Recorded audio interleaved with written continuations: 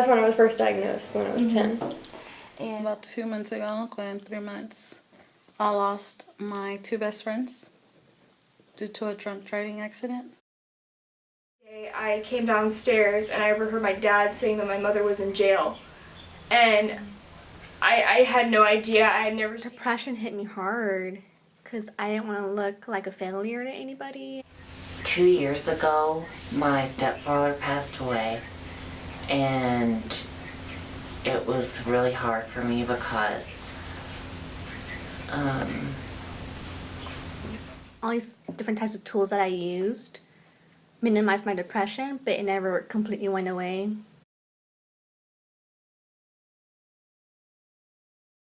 When I was in junior high, my dad found out my brother was gay. He was beaten for who he was, and so Not want to do anything. My roommates will take care of me, but I will wake up like choking because I've been crying. Like I didn't even realize it.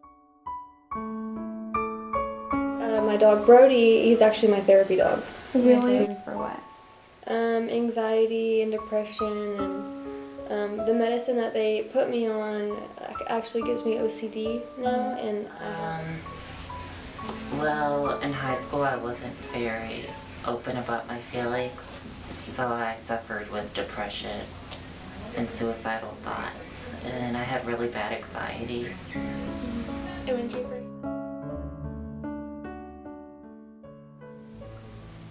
It made me look at my dad as who was he? I never thought that someone should get beaten for who they were. Then, he would like pull on his hair, and I remember every single detail of that night because it was just terrifying. It wasn't acceptable to me. Until this day, it's not. Now they don't even talk. Behind this smile of mine, I cover up a lot. It really bothers me that my family, we're not together. Elementary, my parents got divorced, and then my mom remarried whenever I was in middle school.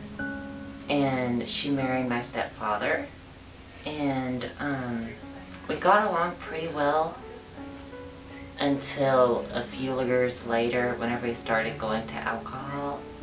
And he would become angry and he'd release that anger on me.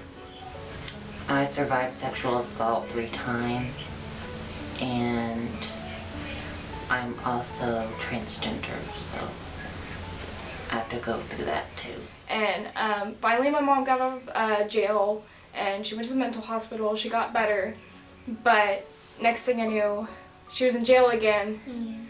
And so it was really difficult. And as soon as my mom started eventually getting better, and because schizophrenia goes through episodes, so eventually it'll mellow out and then you never know what's going to happen again.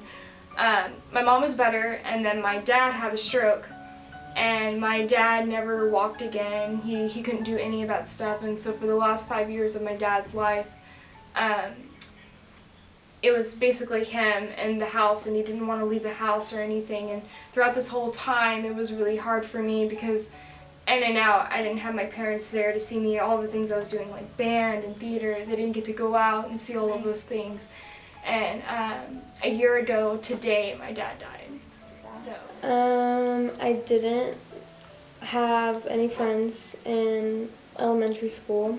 I never wanted to have sleepovers, or wasn't that fun 10-year-old that most people, when you think of a 10-year-old, it's sleepovers, boys have cooties, we stay with the girls, let's do our nails, and I stayed away from all of that. And so I just naturally kind of shut people out because of that.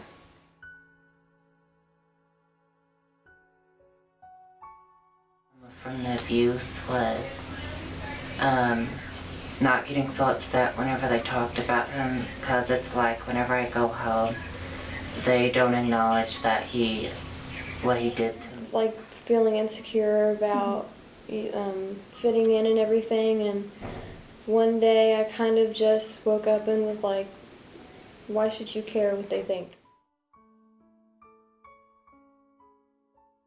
this is people who mind don't matter and people who matter don't mind, you know? Yeah. So it really made me feel like I personally had the friends that I chose, like the ones I could count on my hand, really understood what I was going through, and they were going through as I was, and so they didn't think of me differently, and it was just really nice to have those people still in my life today. With my story, I'll say it hasn't ended. It is a struggle every day, and I'm still learning new things as I go along and progressing. Like, it's not finished yet. I'm not completely okay with myself yet, and I guess any advice I could give to anyone is, simply don't give up. Never think that you're not enough. And there's always someone out there for you, even though you think that there's not. You just have to look for them, because you can't wait for someone to help you if you don't want to help yourself in the first place.